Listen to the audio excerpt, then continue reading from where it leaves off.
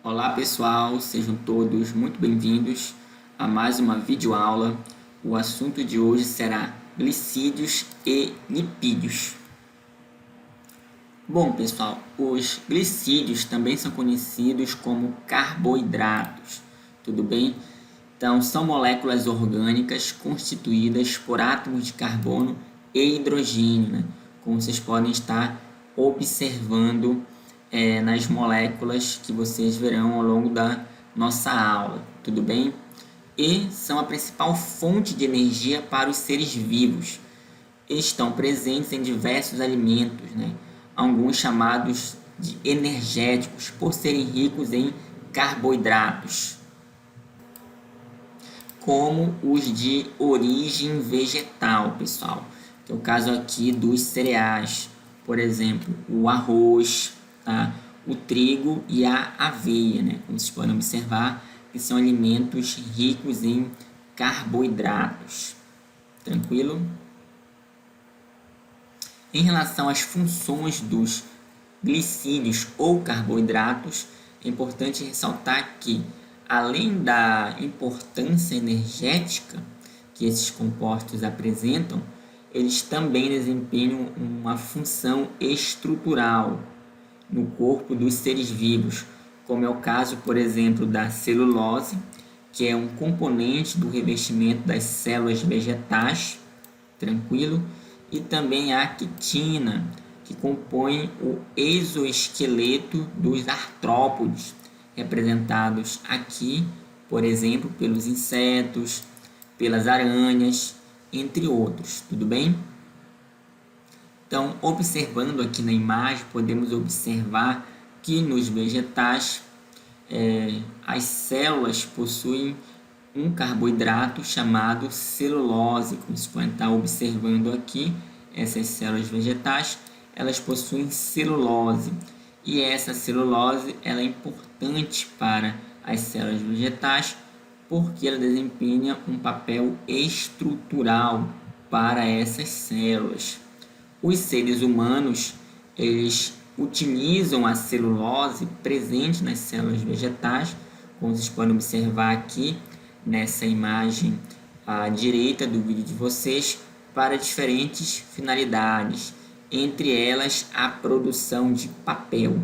Então, o material que vocês utilizam aí no caderno de vocês, né, o papel, ele é feito de celulose, um carboidrato encontrado em células vegetais. Além disso, como nós vimos no slide anterior, nós também temos um outro carboidrato, tá? Chamado de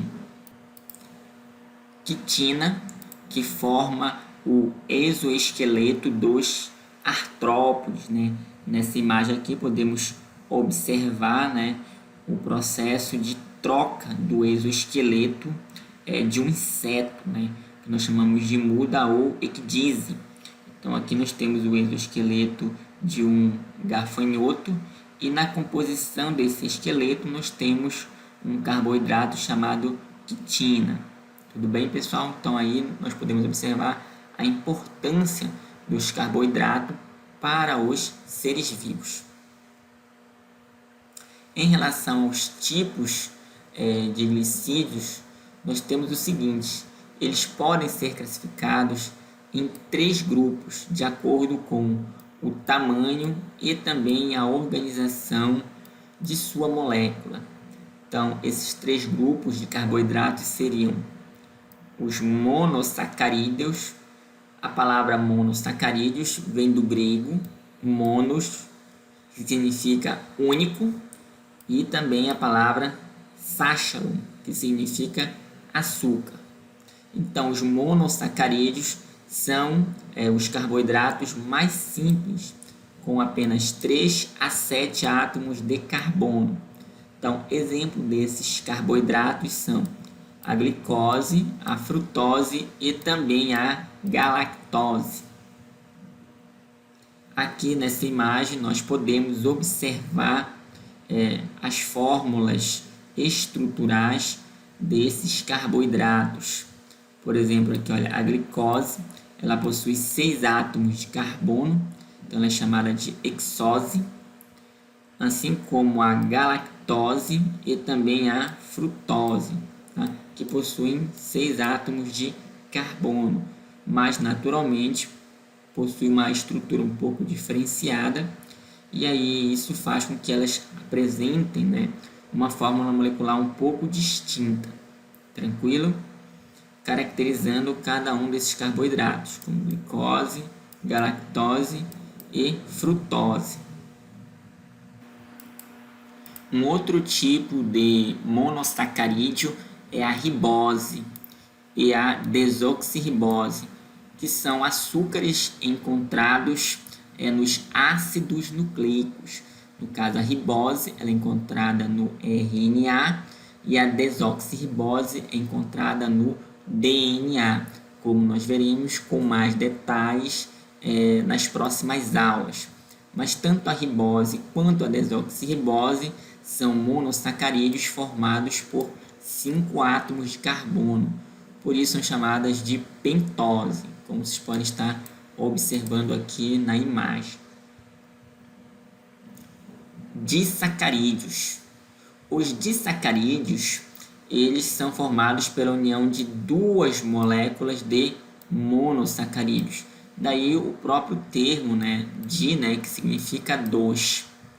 Então nós temos aqui exemplos de disacarídeos, são a sacarose, a lactose e a maltose. Então aqui nós podemos observar uma molécula de sacarose, a sua fórmula estrutural.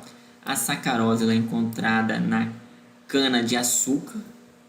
Aqui nós também temos no canto direito do vídeo de vocês a fórmula estrutural da lactose. A lactose ela é encontrada no leite, tudo bem?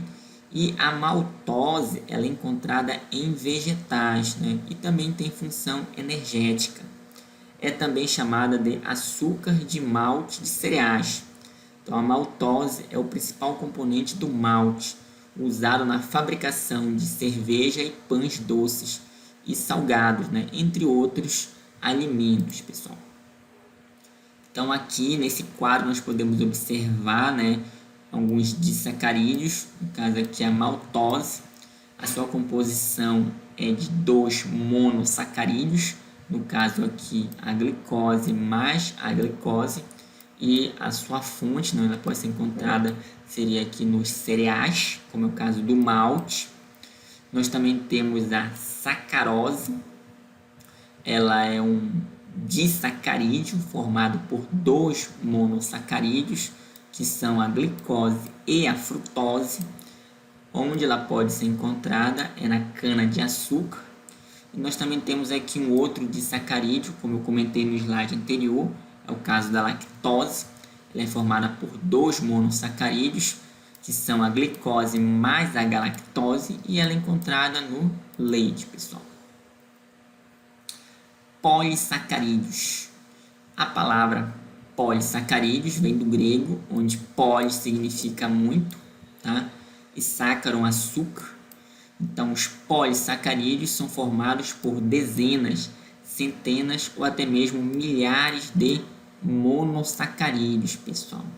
Por isso, a palavra, polissacarídeos, ela é muito utilizada na química, em alusão a um outro termo, chamado de polímero, porque os polímeros são moléculas formadas pela união de várias unidades idênticas. No caso, os polissacarídeos são formados por várias unidades, semelhantes de monossacarídeos, constituindo aí o que os químicos chamam de polímeros, pessoal.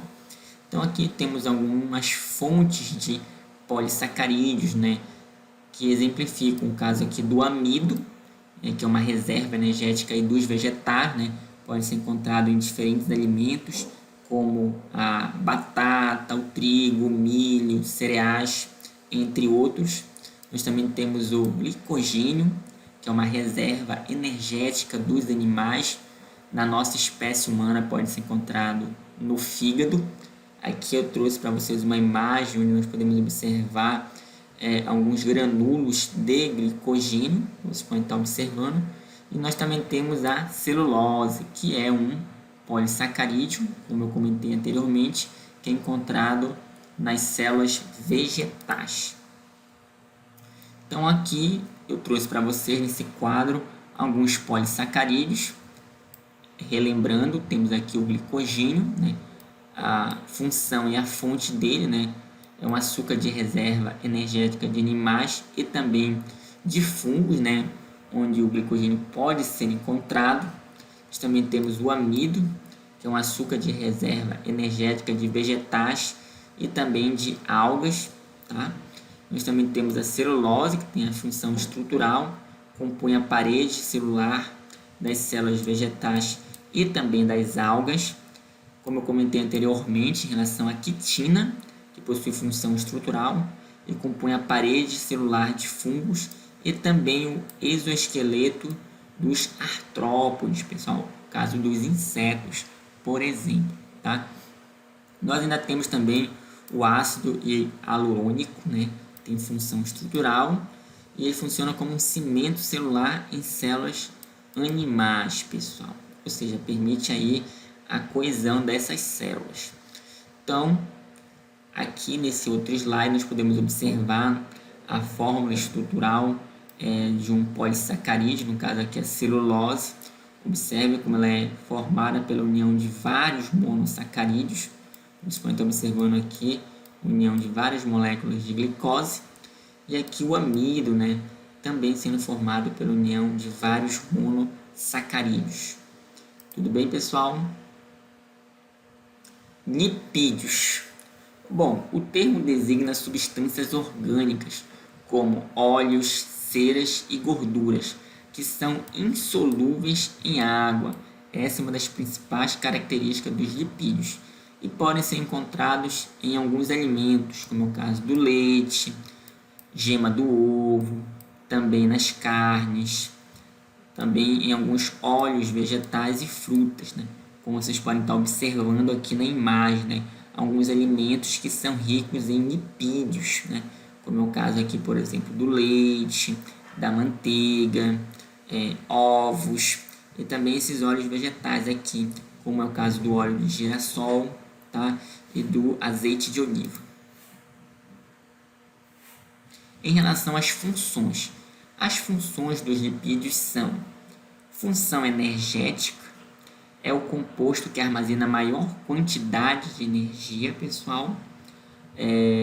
Os lipídios fornecem, no caso, mais energia do que os próprios carboidratos, só que o metabolismo dos lipídios, a degradação desses compostos, ela é muito mais dispendiosa do que o catabolismo dos carboidratos. Então, geralmente, as células preferem utilizar carboidratos, né? Como é o caso da glicose. E uma segunda opção, os lipídios, né?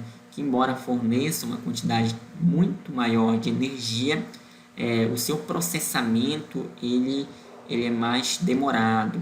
Tudo bem? Além da função energética, os lipídios também apresentam função estrutural. Eles compõem a membrana plasmática de células, por exemplo, é o caso das células dos animais, ok? E também os lipídios, eles também têm uma função de isolante térmico, né? Atuando aí no tecido adiposo em animais homeotérmicos, que é o caso das aves e mamíferos. Animais homeotérmicos são os animais que conseguem manter relativamente constante a sua temperatura corporal, tranquilo? E isso auxilia na manutenção da temperatura corporal desses animais, né? As camadas de lipídios. Então, se você observar animais como aves e mamíferos, como o caso do urso polar, né? Que possui uma extensa camada de gordura sobre a pele, os lipídios ajudam aí a manter a temperatura desses animais, mesmo eles estando em condições adversas, em ambientes com temperaturas muito baixas, pessoal. Em relação aos tipos de lipídios, eu trouxe aqui para vocês alguns tipos de lipídios, tudo bem? Então, entre eles, os triglicerídeos, né, que são as gorduras e os óleos. Os triglicerídeos são compostos pelo glicerol, tá, que é um álcool, associado a 3 moléculas de ácidos graxos. Então, vocês podem observar aqui a estrutura, né, química do triglicerídeo. Então, ele é formado aqui pelo glicerol e também aqui por ácidos graxos, mais especificamente por 3 ácidos graxos. Por isso, o nome triglicerídeos. Tri, ou seja, 3. Tá ok, pessoal? Em relação às gorduras, né, a gordura possui ácidos graxos saturados, o que garante sua consistência sólida em temperatura ambiente, pessoal. Então, esses ácidos graxos saturados significa dizer que entre os átomos de carbono, né, que compõem aí a molécula do triglicerídeo, você tem apenas ligações simples entre esses átomos de carbono. Com isso, as moléculas elas conseguem se agrupar de tal forma que a gordura em temperatura ambiente, né, ela possa se manter no estado sólido, como vocês podem estar observando aqui nesse exemplo de gordura, pessoal, encontrada na manteiga, tudo bem? Diferentemente da gordura, o óleo ele é formado por ácidos graxos insaturados, garantindo consistência líquida à temperatura ambiente. Ou seja, no caso do óleo, ele apresenta o que? Ligações duplas entre os átomos de carbono, por exemplo. Com isso, a cadeia ela não fica linear, como vocês observaram no slide anterior. Ela sofre algumas curvas. Então, as moléculas dos triglicerídeos, no caso aqui dos óleos, elas não conseguem ficar no estado sólido em temperatura ambiente. Então, por isso elas ficam o quê? No estado líquido em temperatura ambiente, tá? Por exemplo, uma temperatura aí de 27 graus Celsius, tudo bem? Então, aqui é um exemplo de óleo de soja, né? Que fica no estado líquido em temperatura ambiente, tudo bem? Graças a que essas ligações duplas entre os átomos de carbono. Então, isso vai caracterizar os ácidos graxos insaturados, como vocês podem estar aí observando, pessoal. Cerídeos. Bom, pessoal, os cerídeos são compostos por um álcool diferente do glicerol.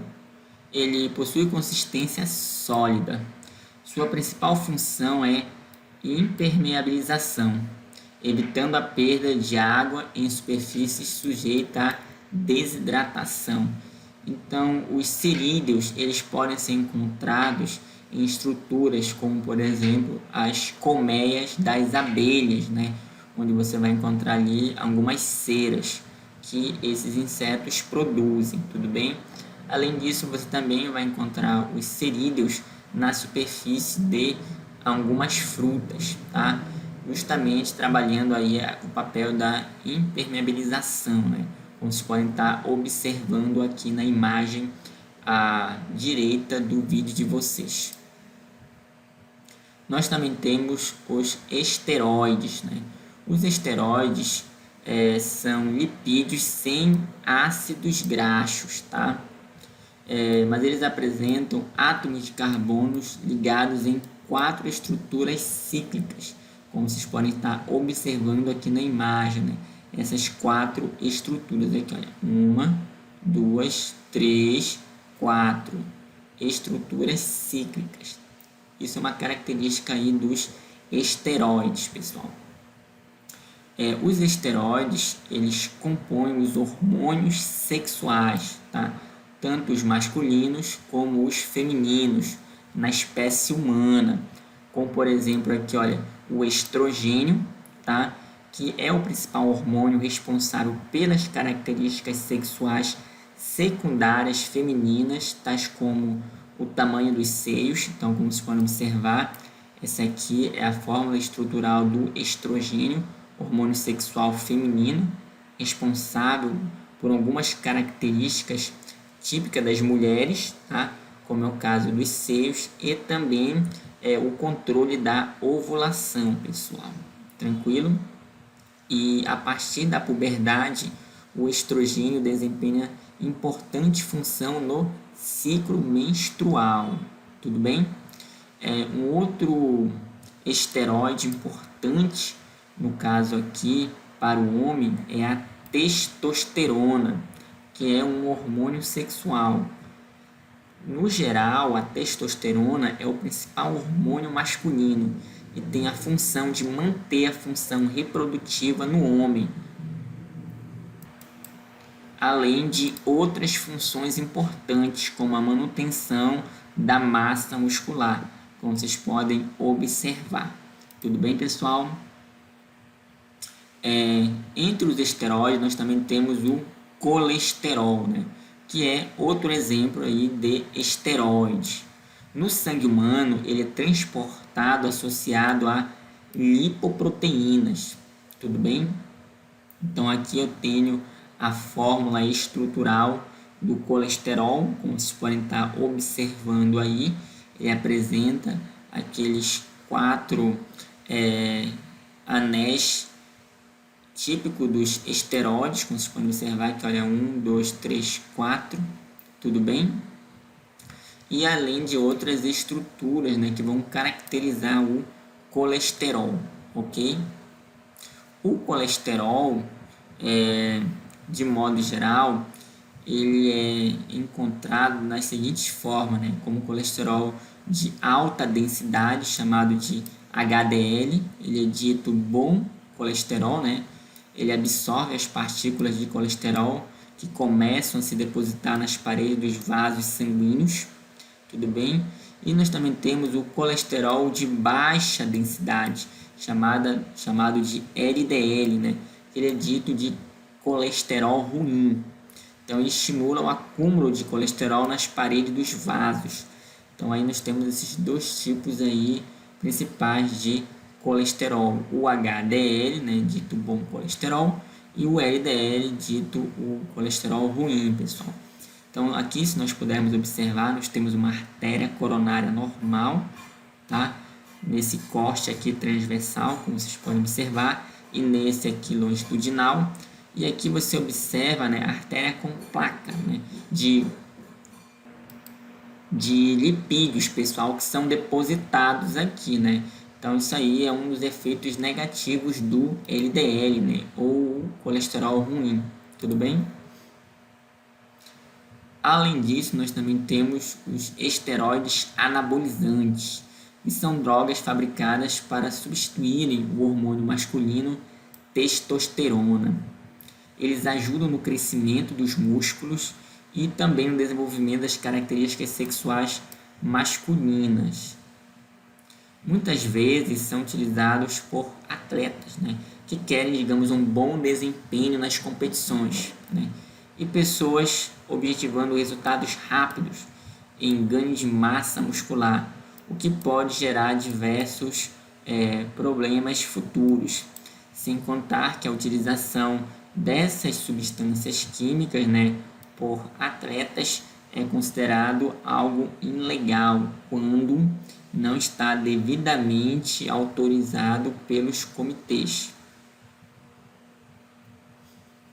Aqui nós temos um exemplo, né, de desenvolvimento muscular bem evidente que pode, entre outras coisas, ser estimulado por esteroides anabolizantes, só que aí existem os efeitos colaterais, né, efeitos negativos que os esteroides anabolizantes podem causar nas pessoas quando elas utilizam de forma incorreta essas substâncias químicas sem aconselhamento de um médico endocrinologista. Então aí as pessoas podem desenvolver, por exemplo, arritmias ou infarto, paranoia, psicoses ou alucinações, né, dependendo do esteroide anabolizante que a pessoa consumir, aumento da pressão arterial, aumento também da agressividade, ou seja, alterações comportamentais, além de problemas no fígado, né, incluindo câncer, né, que é uma doença muito grave, coágulos no sangue, alterações de humor e também aumento da acne, pessoal. Então, observe como pode ser muito perigoso a utilização de esteroides anabolizantes de forma incorreta pelas pessoas. Fosfolipídios são os lipídios associados ao ácido fosfórico, pessoal. São moléculas anfipáticas, ou seja, elas apresentam uma região, né, que é hidrofílica, né, e outra região que é chamada de hidrofóbica. Então, isso significa dizer o seguinte, né, que nessa molécula de fosfolipídio, você tem uma região que tem afinidade com a água, que é essa região aqui, olha, hidrofílica. Então, aqui na imagem vocês podem observar um destaque, né? Essa região hidrofílica entrando em contato com a água, é a região que tem afinidade com a água, e uma outra região aqui da molécula de fosfolipídio que não tem afinidade com a água, que é chamada de hidrofóbica, pessoal. Que aqui nessa representação dessa molécula seria semelhante a uma cauda, tá? Então ela não tem afinidade com a água. Então os fosfolipídios eles têm funções muito importantes no organismo, tá? Então é isso que nós vamos ver agora no próximo slide. Então qual seria a importância dos fosfolipídios? Eles são encontrados formando a membrana plasmática de todas as células, né? Então aqui nós podemos observar, né, uma região da membrana plasmática onde você observa a estrutura do slide anterior, né? Aquela porção hidrofílica e aquela porção hidrofóbica dos fosfolipídios. Então aqui você observa uma bicamada. Por que bi? Porque são duas camadas. Então você tem aqui, olha, a primeira camada e aqui você tem a segunda camada de fosfolipídios. Então essa bicamada lipídica ela é um componente essencial da membrana plasmática, pessoal. A membrana plasmática ela é um componente das células, né, que também possuem outros componentes, como é o caso do citoplasma e também do núcleo, que será um assunto que nós iremos estudar ainda nas próximas aulas. Mas já adiantando, a membrana plasmática ela é muito importante porque ela consegue delimitar todo o material intracelular, como é o caso aqui das organelas, pessoal, dentro da célula, permitindo um ambiente intracelular estável. Tudo bem, pessoal? Então essa foi a nossa videoaula de hoje e muito obrigado pela atenção.